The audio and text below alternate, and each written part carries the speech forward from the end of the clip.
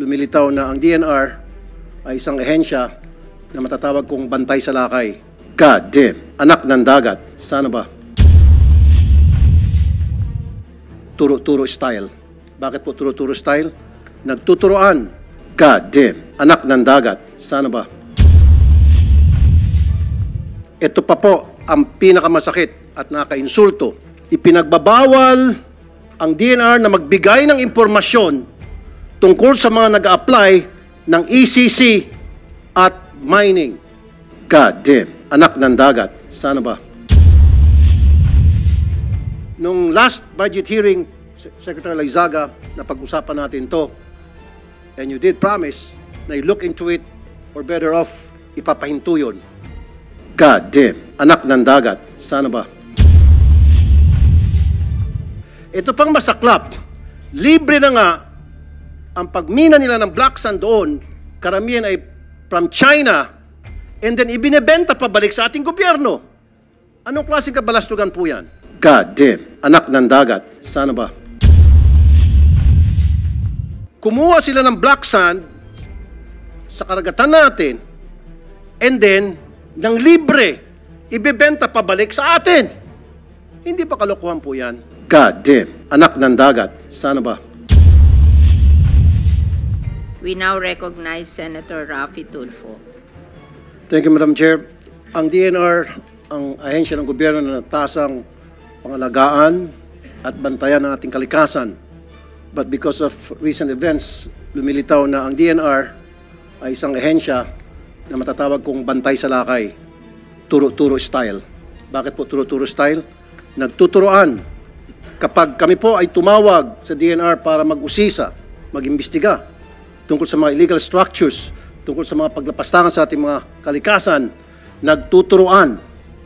Ito pa po ang pinakamasakit at nakaka-insulto.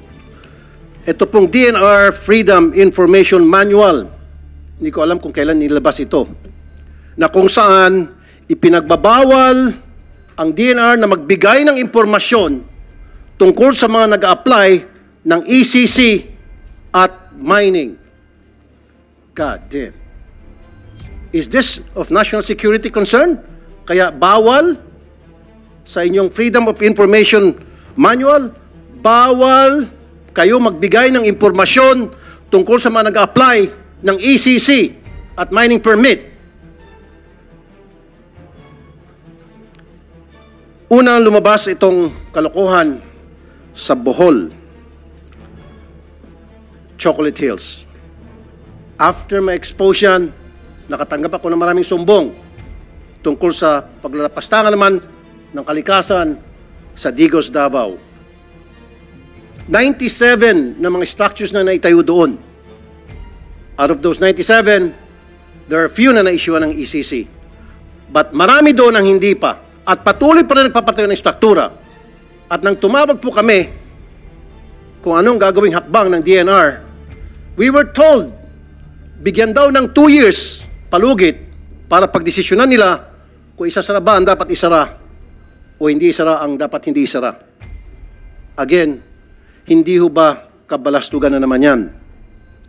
Now, meron naman po ako natanggap na sumbong sa Bohol pa rin. Ito po ang isang shipyard na kung saan 19 hectares po na mangroves ang sinira para mapagpatayo ng shipyard doon. Now, alam ko na ipinagbabawal ang pagputol ng mangroves. Base po sa Republic Act ng 1990. Pero bakit po pinayagan ang pagpapatayo ng isang shipyard sa Bohol? Bakit po nabigyan ito ng ECC? Ngayon, magkaharap-harap tayo. Sana wag ko kayo magturo-turuan. Dahil it will be an insult to us here, Senators, na in front of us, magtuturuan pa rin kayo. And I'm happy na nandito Secretary Yulo Loizaga, na I'm sure yung mga katanungan ko namin tungkol sa paglapastangan sa ating kalikasan ay masasagot ng maayos. Black sand mining sa Zambales. Nung last budget hearing, Secretary Laizaga, na pag-usapan natin to, and you did promise na you look into it, or better off, ipapahinto yun. Anak ng dagat. Sana ba? Tuloy-tuloy pa rin ang paglapastangan sa ating black sand sa Zambales. Ito pang masaklap, libre na nga ang pagmina nila ng black sand doon, karamihan ay from China, and then ibinebenta pabalik sa ating gobyerno. Anong klaseng kabalastugan po yan? Ibinebenta sa reclamation dyan sa Pasay at sa iba pang mga reclamations sa iba't ibang parte ng Pilipinas. Kumuha sila ng black sand sa karagatan natin, and then, ng libre, ibebenta pabalik sa atin. Hindi ba kalokohan po yan? You guys have to explain. Matagal na pong naging pabaya kayo dyan sa DNR. Hanggang ngayon, patuloy pa rin sa pagiging pabaya. Lumilitaw tuloy na kayo po yung mga protektor ng mga nagsisirang kalikasan.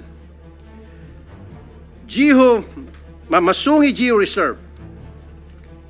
Bakit po nabigyan ng ECC ang Rizal Wind Energy Corporation o Vina Energy? Napakatagal na po na problema itong sa Masungi Geo Reserve. Hanggang ngayon, di po marisulba-resulba. Bakit? Sa ngalan ng ano?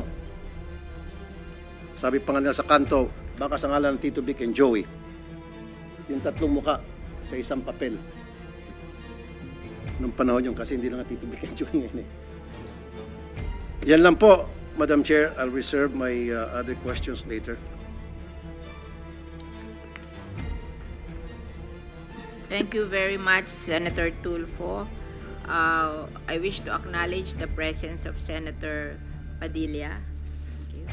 And meron daw opening statement po, virtual opening statement si Senator Bongo. We acknowledge Senator Bongo.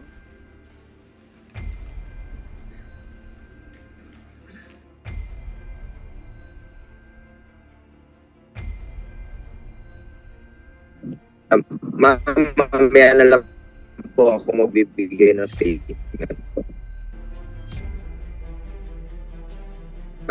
Madam Chair, mamaya na po ako magbibigay ng statement po. Salamat po. Very much. Nasa